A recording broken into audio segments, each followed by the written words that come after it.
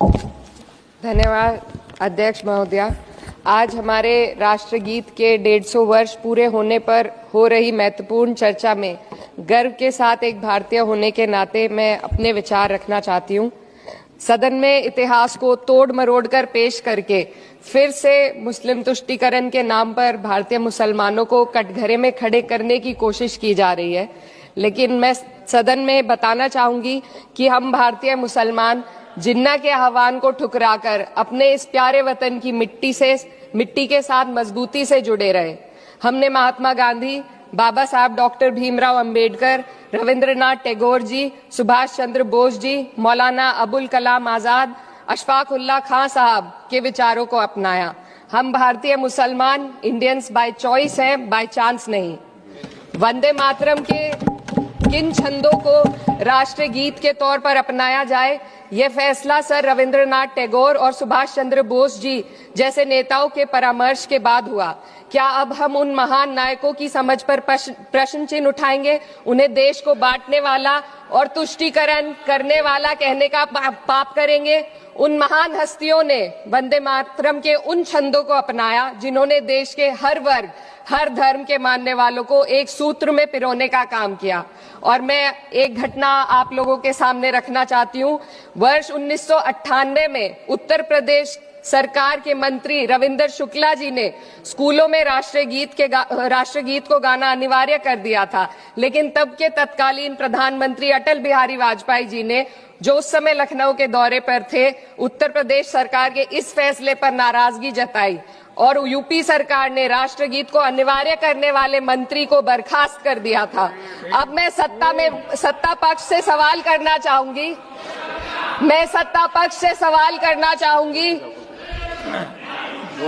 बोलने दीजिए।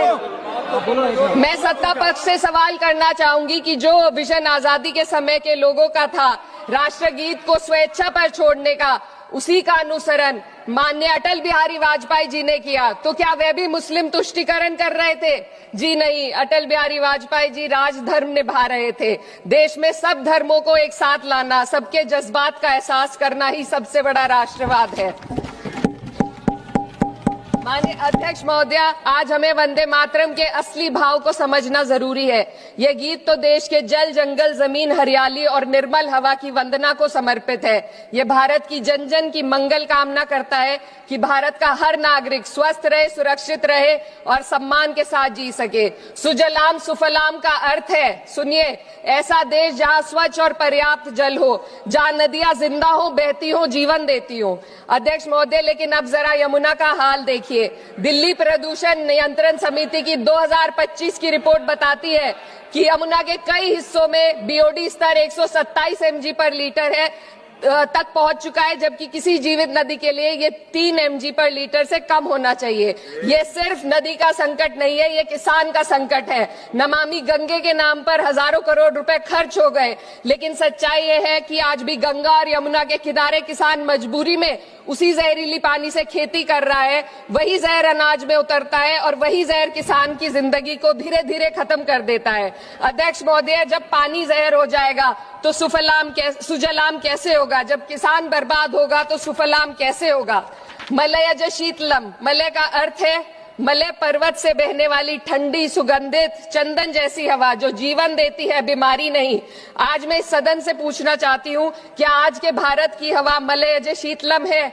नहीं अध्यक्ष जी, बस संसद से बाहर कदम रखिए, एक गहरी सांस लीजिए। ये चंदन की महक नहीं, ये जहर है जो आपके हमारे फेफड़ों में उतर रहा है।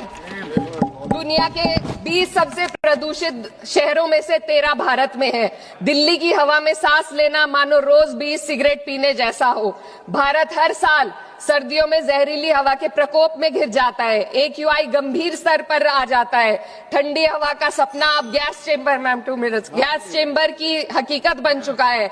हम वो देश हैं जहां सरकार प्रकृति पर बने गीत का मान मर्दन तो करती है, पर उसी प्रकृति, जंगल, हवा, पेड़ को बचाने वाले कानूनों को धीरे धीरे खुद ही खत्म कर रही है। ये है आज के हमारे मलयज शीतलम की अफसोसजनक सच्चाई।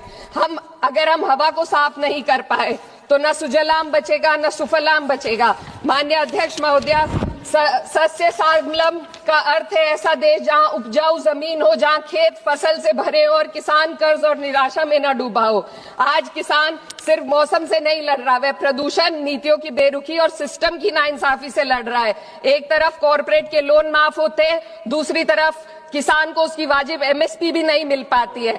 आप ग्लोबल सुपर पावर बनने की बात करते हैं, लेकिन हमारी पर कैपिटा इनकम दुनिया में 136वें नंबर पर है। हम अपने छोटे पड़ोसी देश से भी पीछे हैं। हमारे लोग $2,500 तक भी नहीं कमा पा रहे एक साल में, और जिन अरबपतियों की ये रक्षा करते हैं वो इतना पैसा एक सेकंड में कमा लेते हैं। आज वंदे मातरम को बुनियाद बनाकर राजनीति की जा रही है, लेकिन जमीन पर जंगल पूंजीपतियों को सौंपी जा रही है। आदिवासियों को उनके घरों से उजाड़ा जा रहा है।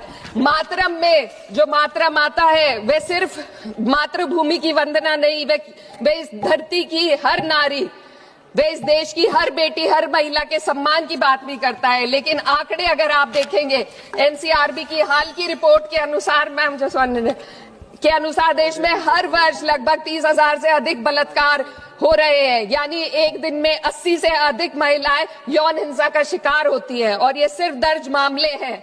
जब जम्मू कश्मीर की एक बच्ची हिंसक अत्याचार का शिकार होती है, जब सत्ता से जुड़े लोगों पर आरोप लगते हैं और कार्रवाई वर्षों लटक जाती है, जब उन्नाव की पीड़िता लखनऊ के दरबार में इंसाफ को लेकर अपनी जान देने पर आमादा होती है, जब बिल्किस बानो के अपराधियों का सरकार के लोग द्वारा स्वागत किया जाता है, तो ये घटनाएं वंदे मातरम की आत्मा पर चोट पहुंचाती है।